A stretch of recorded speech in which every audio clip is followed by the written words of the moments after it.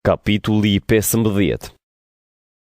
Vëllezër, dua t'ju kujtoj ungjillin që ju kam predikuar, të cilin e keni pranuar dhe në të cilin qëndroni. Nëpërmjet tij shpëtoheni nëse e ruani siç ju e kam predikuar, përndryshe keni besuar kot. Para së gjithash ju kam shpallur të vërtetën që mu dha edhe mua, se Krishti, sipas shkrimeve të shenjta, vdiq për mëkatet tona, u varros dhe u ngjall ditën e tretë, po sipas shkrimeve të shenjta. Ai u shfaq Kefës dhe pastaj të 12 apostujve. Pastaj u shfaq një herësh mbi 500 vëllezërve besimtar, nga të cilët disa kanë vdekur, por shumica jeton ende. Më pas u shfaq Jakobit, e pastaj të gjithë apostujve.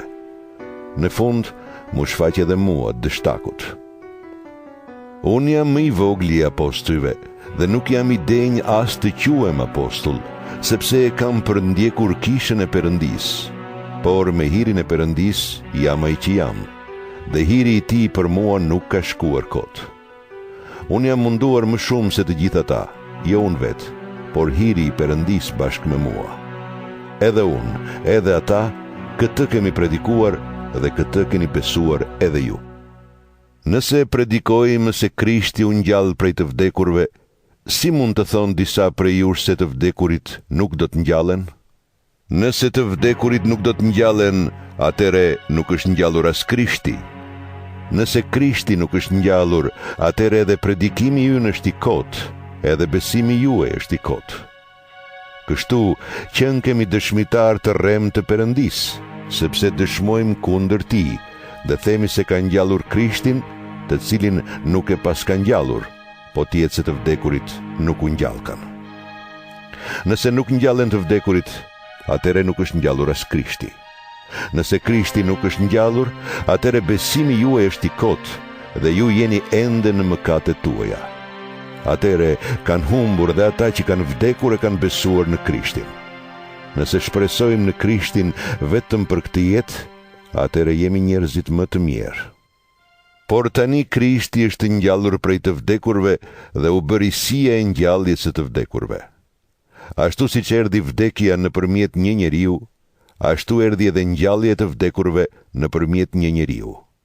Ashtu siç vdesin të gjithë njerëzit për shkak të lidhjes me Adamin, ashtu do të marrin jetë të gjithë për shkak të lidhjes me Krishtin. Secili sipas radhës. Në fillim Krishti dhe pastaj kur ai të kthehet, të gjithë ata që janë të tijet.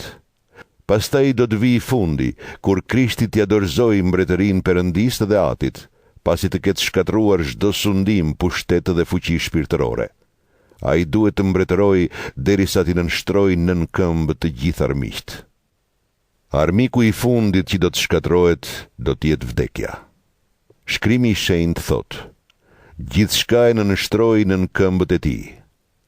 Kur shkrimi i shenjtë thot ju nënshtrua gjithçka, do të thot gjithçka, përveç Perëndis që bëri që Krishti t'i nënshtrohet gjithçka. Kur gjithçka t'i jetë nënshtruar Krishtit, atëherë edhe vetë Biri do t'i nënshtrohet Perëndis që bëri t'i nënshtrohet atij gjithçka, që Perëndia t'i jetë gjithçka në të gjithë. Nëse nuk është kështu, përse disa pagëzohen për të vdekurit? Nëse qenë ka e vërtet se të vdekurit nuk do të ngjallen, atëre përse pagëzohen disa për ta? Përse e vëm edhe ne veten në rrezik në çdo çast?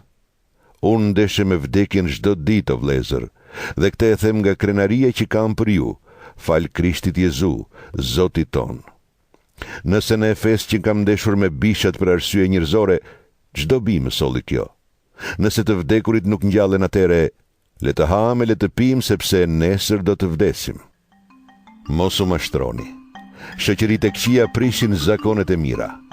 Ejani në vete dhe mos mëkatoni, sepse disa prej jush nuk e njohin Perëndin, dhe këtë e them për turpin tuaj. Dikush do të thotë: si do të ngjallen të vdekurit? Çfarë trupi do të kenë? Oj marr, fara që mbjell në ar nuk merrihet, po nuk vdiq më parë.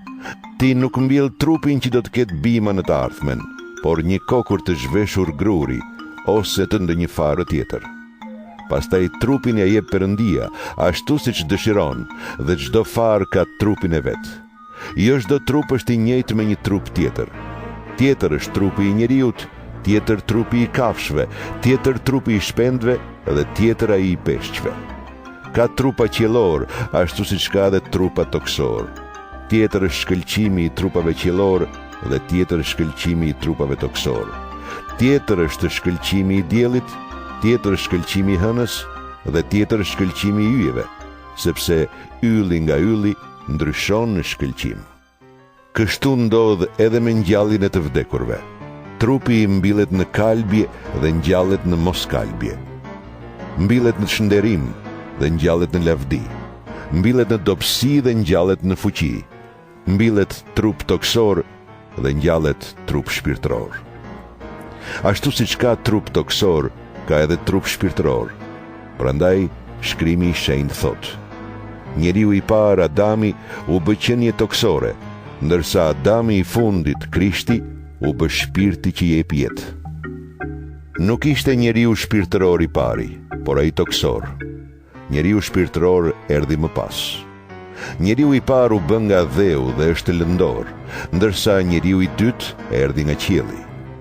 Ashtu siç është njeriu i bërë nga dheu, ashtu janë edhe lëndorët, dhe ashtu siç është njeriu që erdhi nga qielli, ashtu janë edhe qiellorët. Ashtu siç jemi në përngjasim me njeriun lëndor, do të jemi edhe në përngjasim me njeriun qiellor. Ja se ç'dua të them, o vëllezër.